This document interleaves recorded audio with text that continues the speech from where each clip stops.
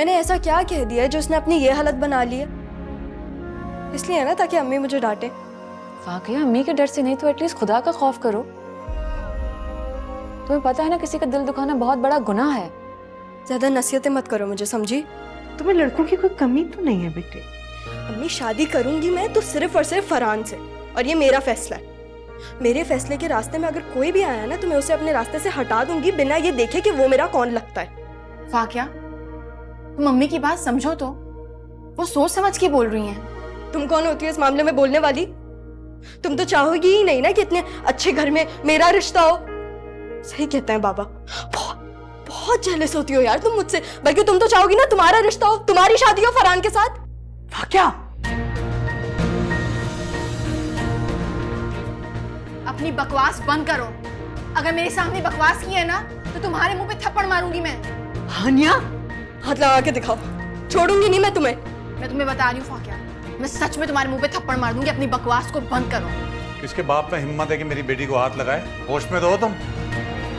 Farooq please, इस वक्त तुम जलती पर तेल का काम मत करो यार। चुप करो तुम पिटवाती रहो बस अपनी बेटियों को। और सर चढ़ाया हुआ तुम्हारी माँ ने इस लड़की को। करता हूं इसका मैं कुछ।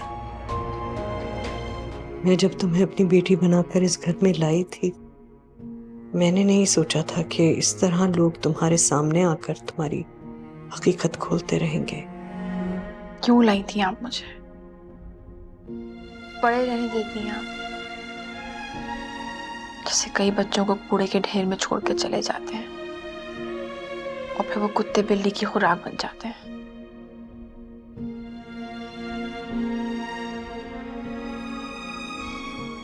ईदी साहब ने कहा था इन बच्चों को ना मारें। झूले बनवाए थे उन्होंने कि इसमें डाल दें, हम पाल लेंगे। और आप ईदी बन गई और एक लावारिस बच्ची को, जिसकी माँ ने उसको पैदा करके छोड़ दिया, उसे अपने घर ले आई। नहीं, मैं तुम्हें इस घर में पनाह देने की नीयत से नहीं, बेटी बनाने की नीयत से लाई थी। लेकिन कम सर्फ इंसान,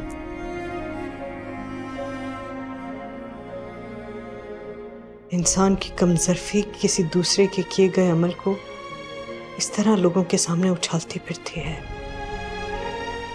क्या होगा अब अम्मी, अगर फरहान और फाकिया का रिश्ता हो गया तो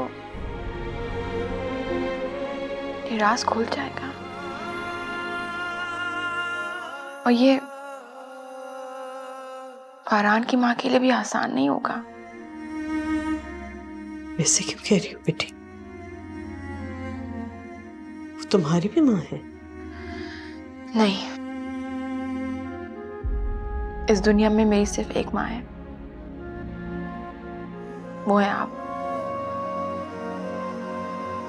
हशर के रोज मैं किसके नाम से पुकारी जाऊंगी मुझे नहीं पता, पर मेरी ये सिर्फ मजबूरी है कि उन्होंने मुझे पैदा किया। पता नहीं उनकी भी क्या मजबूरी रही होगी हनी। देखने में तो बहुत सुलझी हुई और डिसेंट खातून लग रही है। कदमों को बहकने में थोड़ा ही टाइम लगता है अम्मी।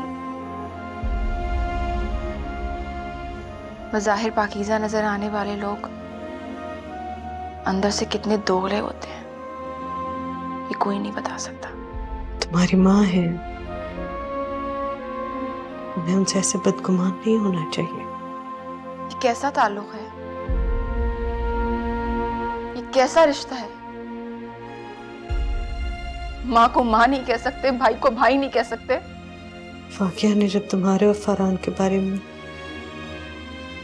मैं बोल ही नहीं सकी। I am so sorry Honey. ऐसा ही होता है अम्मी, जब रिश्तों को छुपाया जाता है तो वो अपनी पाकीज़गी खो देते हैं। ऐसा ही होता है। देखिए दिल माने ना, पीर और मंगल रात 8 बजे सिर्फ ग्रीन एंटरटेनमेंट पर।